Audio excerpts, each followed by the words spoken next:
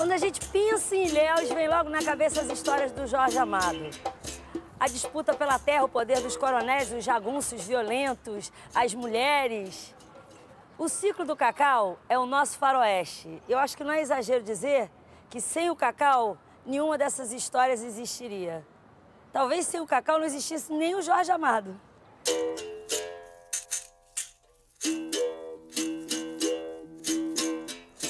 E não é só romance. Essa região aqui no sul da Bahia teve também uma importância muito grande na história recente do Brasil. E não seria exagero dizer que ela deve isso a esse cara aqui, ó, o cacau.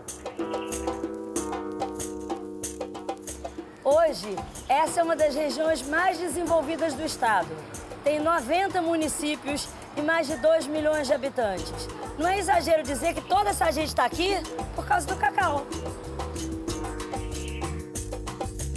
Esse também é o lugar onde a Mata Atlântica está mais preservada. Também não é exagero dizer que todas essas árvores ainda estão por aqui por causa dele, o cacau.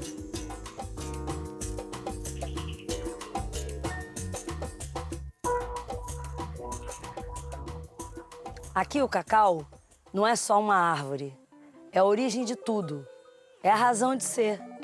Nunca uma planta teve tanta influência na vida de algum lugar. Se o Brasil se chama Brasil, essa terra aqui bem que podia se chamar simplesmente cacau.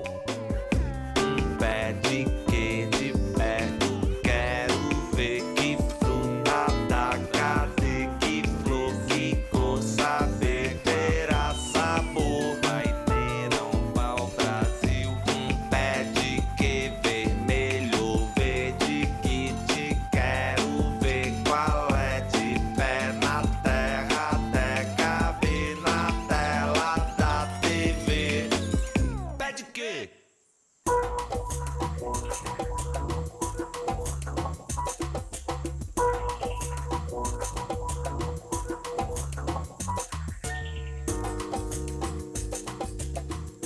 A região que mais produziu cacau no Brasil ocupa mais ou menos 600 mil hectares no sul da Bahia. Mas a planta não nasceu lá. Ela é natural das florestas pluviais dos vales do rio Amazonas, mais ao norte, e do rio Orinoco, na Venezuela. Foi ali na América Central que o cacau foi visto pela primeira vez por um europeu. Cortés era o nome dele, o conquistador, que detestou o gosto daquela bebida que os astecas faziam com ele, o chocolate. Também era temperado, Júlio, com pimenta e cravo. Já pensou? Mas ele achou que o pessoal, os nativos, tinham uma relação esquisita, diferente com eles. Tinha alguma coisa de religioso. A lenda dizia que a sua semente tinha vindo diretamente do paraíso. Sua poção era fonte de sabedoria e energia física e sexual. Por isso era restrita à aristocracia. Dizem que Montezuma tomava 200 doses por dia, sempre em taças de ouro.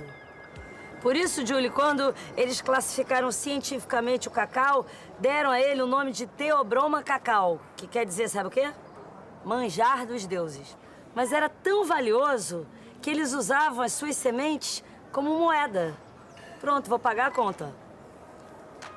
Não se pode dizer qual seria a cotação do cacau asteca em dólar. Mas o que se sabe é que com 100 sementinhas dessa aí, você podia comprar um bom escravo. O chocolate, que era a bebida dos nobres astecas, virou bebida de nobres europeus. No século XVII, a moda do chocolate pegou na aristocracia. No século XVIII, chegou aos burgueses. E no século XIX, se democratizou. Daí, no século XX, foi inventada a barra de chocolate, que foi industrializada e distribuída pelo mundo todo. Hoje, essa indústria de chocolate movimenta mais de 60 bilhões de dólares por ano. O que ele tem de especial? O sabor do chocolate é uma sensação criada por uma combinação complexa na composição da semente do cacau, de mais de 1.200 substâncias diferentes, nenhuma delas dominante. Por isso, não inventaram ainda o chocolate sintético. Para completar, a manteiga de cacau tem um ponto de fusão um pouco mais baixo que a temperatura do corpo humano, só para derreter na boca. Com todo o sucesso do chocolate, é claro que o cacau se espalhou pelo mundo. Primeiro na África, depois no sudeste da Ásia, Indonésia, e veio dar aqui no sul da Bahia em 1700. Mas ele só pegou mesmo no século XIX. No final do século ele já era o maior produto de exportação da Bahia e o segundo do Brasil. Só perdia para o café.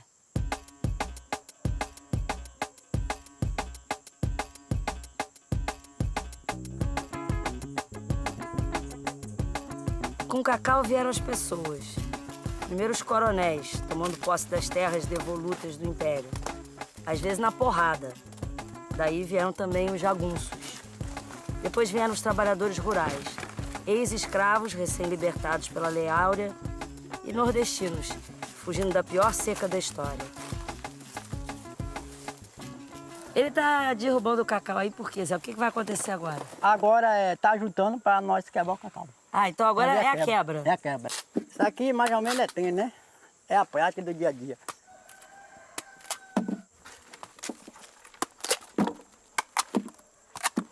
O coronel, eles andavam muito bem vestidos. Tinham uma mesa alta, bebiam bom uísque, bom vinho. Viu? Tinha um conforto. A novela Gabriela Cravo e Canela tem uma coisa errada. Eles iam de bota. Mas nenhum coronel usava bota aqui na cidade. Pelo contrário, andavam com cassimira inglesa e S-120, roupa branca. A primeira pergunta que disseram para fazer pro senhor, que o senhor ia me dar uma resposta engraçada, é se o senhor era um coronel ou é um coronel. Pirréria de Jorge Amado. Eu não podia ser coronel. Coronel, em 1930, Getúlio acabou com essa farra dos coronéis. Isso veio do tempo do Império, né? Mas a República gostou porque o sujeito comprava o título, rendia para o Estado. Estava ali que a Faculdade de Medicina da Bahia, o Ciabra, vendeu esses títulos e reformou a faculdade. Ah, foi assim que surgiram tantos coronéis. Os coronéis no Brasil inteiro. O sujeito ia enriquecendo, comprar uma patente de tenente. Era um batalhão sem soldado. A patente mais baixa é de alferes. Aqui tinha um tio de minha mulher, o Durval Oliveira, fazia questão de se fardar de 7 de setembro. Tinha aqui um cidadão que ele fazia questão de ser chamado Major Quirino. E qual era a sua patente? Eu não tinha patente nenhuma. Eu sou uma molequeira de Jorge Amado. O senhor acha que os coronéis se preocupavam mais com o dinheiro ou com o poder? Não, os coronéis de Ilhéus foram progressistas. Viu? Ali que nós temos um coronel aqui, chamado Coronel Manuel Misael da Silva Tavares. Ele foi o homem que colheu mais cacau, era o rei do cacau. Esse homem só gastava aqui. Veja, ele financiou o início do porto, financiou o início da estrada de ferro, se associou a uma firma Gonçalves da Rim para botar água encanada e construiu, não sei se você viu, o Ilhéus Hotel, viu? Aquele prédio antigo. Sei. Foi ele que fez. Quando começou a ter automóvel, todo mundo comprou um automóvel. Era essa. E como começou a sua ligação com o cacau? Eu nasci no cacau. Eu herdei uma fazenda de cacau junto com meus irmãos quando eu tinha 6 anos de idade. Minha família é uma das mais antigas daqui, a parte de minha mãe, que nasceram lá em Olivença. Você teve em Olivença? Ainda não. É, nasceram em Olivença. São caboclos lá de Olivença. Bom, o senhor nasceu praticamente no meio do cacau, mas tem um pé de cacau. Tem um cacaueiro que seja especial para o senhor? Eu tenho um que é a Árvore da Saudade. Um que eu tenho no computador. Um cacaueiro muito bem carregado, uma beleza. Eu chamo a Árvore da Saudade. De vez em quando, o senhor liga o computador e fica olhando para ele. Mando para os amigos. Quando que alguém ia pensar que o computador ia ter essa finalidade, né? De guardar. O computador, para mim, caiu do céu. Olha como ele se vestia para ir para a roça. O senhor conviveu muito com Jorge Conzelli? Muito. Estou vendo ali a dedicatória. É um dos maiores amigos que eu tive em minha vida. O Jorge Amado, se é um grande escritor, foi um dos sujeitos que eu já vi sem amigo. É uma figura extraordinária. Você acha que o computador mudou sua vida? Homem, encheu minha vida. Você sabe, minha filha, eu quero conseguir trabalhar a vida inteira e depois ficar no meio da rua. Assim. Hoje em dia o computador é o cacau pro senhor. É para mim. Aqui. essa família aqui dominou Ilhéus de 1910 a 1930. Esse é o Coronel Pessoa, Antônio Pessoa da Costa Silva. É o que Jorge Amado bota como personagem Gabriela de Melk Tavares. E quem lhe ensinou a mexer tanto no computador para escanear tudo, formar esses arquivos, mandar foto, trazer foto? Eu tomei um curso de 15 dias. E depois, eu não sou muito burro. No começo do século XX, os coronéis do cacau tinham criado um mundo à parte. O cultivo do cacau era muito fácil e a mão de obra muito barata. Começaram a acumular poder e riqueza e viraram senhores feudais nas suas terras. Mas eles eram desbravadores, aventureiros. Não tinham tradição de agricultores nem de comerciantes. Os coronéis tomaram o primeiro susto em 1929 no craque da Bolsa de Nova York, que derrubou o preço do cacau no mundo. Era uma questão distante, além da compreensão deles, mas que já mostrava que a monocultura era uma economia vulnerável demais. Para completar, veio a Revolução de 30 e começou a se falar em questões trabalhistas no Brasil. E as fazendas de cacau não eram exatamente um modelo em termos de direitos do trabalhador. O trabalho na colheita do cacau não passava de 8 meses por ano, o que significa que todos os anos, na entre-safra, acontecia uma demissão em massa. Os trabalhadores rurais tinham que deixar as terras do coronel e ficar perambulando por aí até a próxima colheita. Desse jeito, na zona do cacau, ninguém se apegava realmente à terra. Além do trabalhador ser expulso todos os anos, o próprio coronel, assim que ganhava algum dinheiro, dava um jeito de morar na capital. Isso explica, por exemplo, por que as fazendas de cacau não tinham capelas, como nas fazendas de café no sul. Às vezes tinha até um oratóriozinho na casa do coronel, mas só. Afinal, para que capela se não tinha ninguém para rezar? Os coronéis também não fizeram herdeiros, porque os seus filhos já nasceram muito ricos, foram estudar na capital, perderam totalmente o contato com a terra. Eles não sabiam nem o que era um cacau. Quer dizer, o que há menos de 100 anos era terra de ninguém, continuou sendo terra de ninguém. Tinha dono, mas não tinha ninguém, era terra do cacau. Desapego à terra, falta de tino comercial, nenhum interesse pelo desenvolvimento das técnicas agrícolas. Por tudo isso, o cultivo de cacau, apesar de toda a riqueza e poder que gerava, foi bastante desastrado. O golpe final viria na década de 80, com a vassoura de bruxa.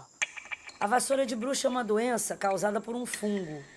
Ele é originário do Amazonas, mas lá ele não causou muitos estragos. Na Bahia, onde os cacaueiros são muito próximos uns dos outros, os fungos se espalharam muito rapidamente. Como tudo aqui nessa região girava em torno do cacau, a vassoura de bruxa desestruturou toda a sociedade local. A economia desabou. Mais de 90 mil trabalhadores perderam o emprego. 3 milhões de pessoas foram afetadas direta ou indiretamente. Em 10 anos, o Brasil, que era responsável por 24% do cacau mundial, passou a produzir só 4%. Se nos anos 80 as exportações faturavam 900 milhões de dólares, no final dos anos 90, esse valor caiu para menos de 5 milhões. Bom, esse aqui é o João, ele é engenheiro agrônomo, e eu já conversei a beça com ele, gostei muito da conversa. Uma porção de coisas que a gente intui, a gente vê na prática acontecendo, é muito bom, né? Tá certo. Não, eu fiquei animada, porque ele disse que quando chegou isso aqui estava acabado, como toda essa região do cacau, não é isso? Toda a região, a vassoura de bruxa chegou e praticamente extinguiu toda a cultura do cacau. Junto com a vassoura de bruxa também, o preço do cacau estava lá embaixo. Foram muitos fatores que contribuíram para arrasar mesmo, né? É uma seca que também ocorreu, teve uns anos, que é uma seca muito séria que aconteceu na região e também ajudou muito a acabar com as fazendas. Bom, aí esse quadro devastador vocês estão começando a reverter como? Bom, inicialmente começou através do processo de enxertia, né? Que foi foi substituindo aquelas plantas que eram sensíveis ao ataque da vassoura de bruxa por material resistente. Isso estava dentro das fazendas e encontrava essas plantas. E foi feita uma seleção daquele material que resistiu e depois foi feita a multiplicação através da enxertia. Para se manter uma fazenda de cacau orgânico, se usa as técnicas mais modernas. Até esse negócio está tão na moda agora de clonagem, o pessoal faz aqui, até o Zé faz, né? Você é o doutor Albieri da novela? Não. Faz clone aqui? Não, nós trabalhamos... Faz sim, Zé. Nós trabalhamos clonagem, quer dizer, mas no cacau, né? E aí vai dando um monte de Murilo Benício no pé? Não, vai dando frutos. A clonagem, nós temos de pegar um material de uma planta resistente, né? E tirar os galfos e fazer a clonagem no pé do cacau afetado de vassoura de bruxa. Primeiro, nós temos que tirar uma galha dessa aqui, ó. E fazer esse processo aqui, ó. Viu? E cortando, ó, e deixando um talo aqui, né? Que aqui é a gema, né? A gema. Aqui nós vamos pegar na faixa de uns 20 centímetros mais ou menos, né? Nós vamos deixar de 3 a 4 gemas. Agora nós vamos fazer a clonagem. O processo. Doutor Albieri. Esse corte é muito importante. Aqui pega melhor. Não é tão difícil. É prático, aqui é fácil. Pegamos o cacau, apertando. Aqui a clonagem aqui é rápida. Meio folgado para entrar uma ventilação. Acabou, Zé? Pronto, a clonagem está feita. O que a gente está recuperando junto com a recuperação do cacau? Isso é importante, porque não é só o enxerto. Essa fazenda é inteirinha de cacau orgânico. Como toda fazenda orgânica, você procura o quê? Você procura inicialmente não usar produtos químicos, né? Então nós partimos aqui, por exemplo, nessa fazenda, nós não usamos nada de químico. Só usamos produtos naturais. Isso faz ficar mais caro? Eu acredito que não, porque principalmente para o cacau, se você adquirir produtos químicos hoje, eles são todos dolarizados. E se você trabalhar com produtos orgânicos, você está trabalhando com o quê? Com produtos que você gera um pouco mais de mão de obra, que você está tendo um benefício social. Então, olha, já estamos dando 2 vantagens de trabalhar com agricultura orgânica. A primeira, você não fica preso no dólar. O dólar subiu, o produto químico subiu, as suas aves todas estão acostumadas com aquilo, sem aquilo elas não vão produzir. Então, você vai cada vez gastando mais dinheiro. Sempre e tal. gastando. Quando chega uma praga aqui, a gente não tenta acabar com a praga. A gente não combate a praga. O que a gente faz aqui? Convive com ela. A gente aprende a conviver com a praga. Eu acho que isso vale pro resto da vida da gente. Quando vem uma coisa ruim, se você quer logo lutar com ela, fazer uma briga de foice, uma queda de braço, em geral a gente perde. Mesmo que você ganhe logo, a seguida você vai pagar o preço daquilo. Então, essa filosofia que eu acho legal de uma coisa orgânica. Segundo, onde tem produto químico, tem menos gente trabalhando. Então, o que acontece? Socialmente é importante também, além de ecologicamente, além da sua saúde que está sendo preservada, ele está botando mais gente para trabalhar aqui, muita gente que estava solta sem emprego. Bom, todas essas vantagens que a gente disse e uma que é básica. Todo mundo fala assim, mas aí as outras vão produzir mais, já que o que o pessoal quer saber é da grana mesmo.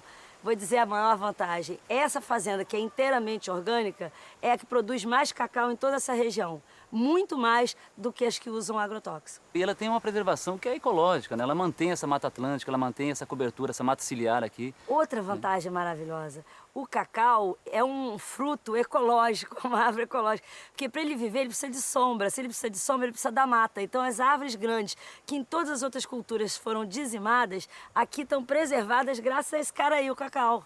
A gente deve muito a ele.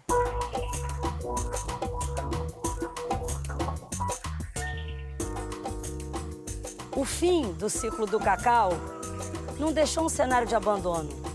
Pelo contrário, quando a poeira baixou, tinha isso aqui, ó, a mata. E ela foi preservada graças a uma peculiaridade do cacau. É que ele vive na sombra. Por isso, no cultivo do cacau, as árvores grandes são poupadas para protegê-lo do sol. É o que eles chamam aqui de sistema cabruca. As copas dessas árvores acabam funcionando como uma espécie de corredor ecológico, com um trânsito pesado de animais silvestres e de insetos. Isso já garante uma troca de material genético entre as poucas áreas de floresta preservada. Os coronéis foram embora, os camponeses continuaram perambulando e o cacau ficou. Hoje quem povoa essas terras são os turistas. E não é exagero dizer que eles vêm para cá por causa do cacau, porque foi o cacau que manteve essa paisagem intacta. Só que os turistas, assim como os camponeses e os coronéis, uma hora vão embora. Quando acabam as férias, eles voltam para casa. E olha só quem fica. Essa continua sendo a terra do cacau.